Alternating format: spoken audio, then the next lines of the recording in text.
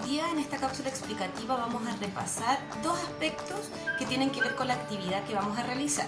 El primero de ellos corresponde a las características de los mitos y en segundo lugar vamos a repasar algunos elementos del proceso de escritura. Lo primero que tenemos que considerar es que cuando nosotros escribimos un texto tenemos que identificar muy bien el propósito por el que estamos escribiendo. No es lo mismo escribir una noticia que escribir un cuento, o escribir una carta a un amigo que escribir, como es nuestro caso, un mito. ¿Ya? Por eso es tan importante conocer muy bien las características del texto que estamos escribiendo. Y para eso ahora vamos a repasar brevemente las características de los mitos, a partir de la lectura ya de 3 mitos que hemos hecho. La primera característica corresponde a lo que es un mito. Un mito corresponde a un relato tradicional que se basa en la creencia de un pueblo. Como podemos identificar en los mitos que hemos leído, conocimos un mito Selknam, un mito maya y la actividad anterior, un mito tehuelche. Estos relatos tienen como propósito explicar la creación o el origen de un fenómeno o un hecho natural. También si lo llevamos a los mitos que ya conocemos, podemos ver que se explica, por ejemplo, la creación de una constelación de estrellas. En otros se explica la creación del hombre y la mujer. Y en otros se explica la creación del sol, de la luna, de los árboles, de los ríos. Todos estos elementos lo que tienen en común es que son fenómenos o hechos naturales. Por lo tanto, los mitos explican la creación de esos elementos. En tercer lugar, y relacionado con la característica anterior, estos fenómenos naturales que son explicados a raíz de estos mitos son creados a partir de elementos sobrenaturales. Es decir, para, por ejemplo, crear la constelación de la Cruz del Sur, existen personajes en el mito que tienen características más allá de lo natural, es decir, sobrenaturales, y que son capaces de crear estos elementos.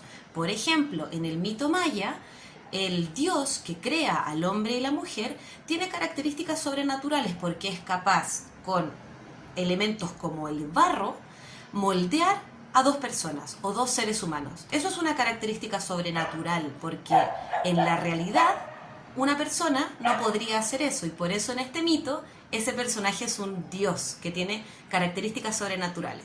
Lo mismo en el mito Selknam. El dios Kenos es capaz de crear el sol y la luna, característica sobrenatural también. En cuarto lugar, los mitos son textos narrativos, por lo tanto tienen personajes, ocurren en un ambiente determinado y tiene una secuencia de acontecimientos ordenada. Y aquí entra un elemento súper importante.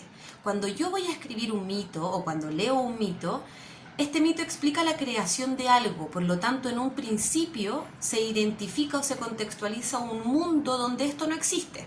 ¿Sí? En el mito maya, el inicio de este mito es un mundo sin un hombre y sin la mujer. Y a partir de los acontecimientos se va dando origen y se crea el hombre y la mujer. Pero en el inicio es un mundo sin hombre y sin mujer. Entonces, ahora que recordamos estas 4 características y que pudimos ejemplificarlas con los mitos que ya conocemos, vamos a pasar al segundo punto de esta cápsula que tiene que ver con el proceso de escritura. Nosotros y nosotras, desde la clase anterior, comenzamos levemente a planificar nuestro propio mito. Yo estuve leyendo sus planificaciones e incluso algunos escribieron borradores.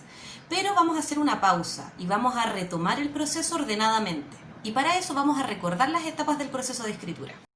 Cuando nos proponemos escribir un texto, pasamos por distintas etapas. La primera de ellas es conocer muy bien el texto que vamos a escribir, y esa etapa nosotros ya la realizamos. En un segundo momento vamos a planificar nuestro texto, que en este momento es donde nosotros pensamos y organizamos todo lo que vamos a incluir en nuestro mito.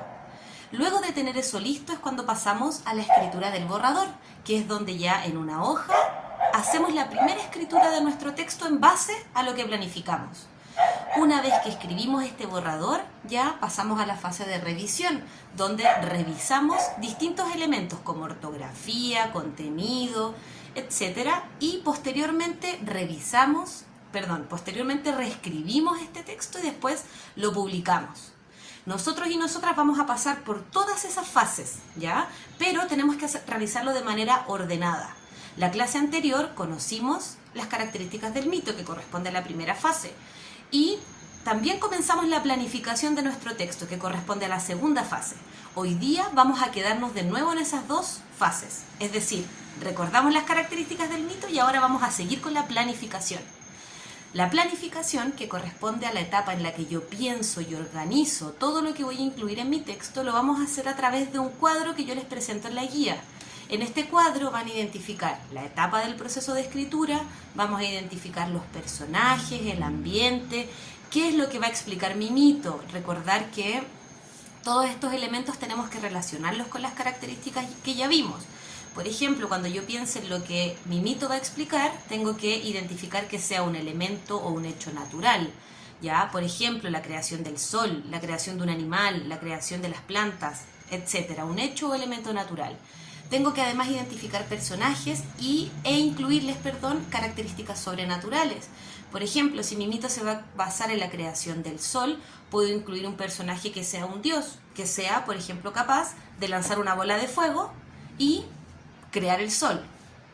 Y así tengo que ir pensando en las características de mi propio mito, pero recordar las que conocimos de los textos que leímos, ¿ya? Porque así es como vamos a cumplir el propósito de nuestro texto.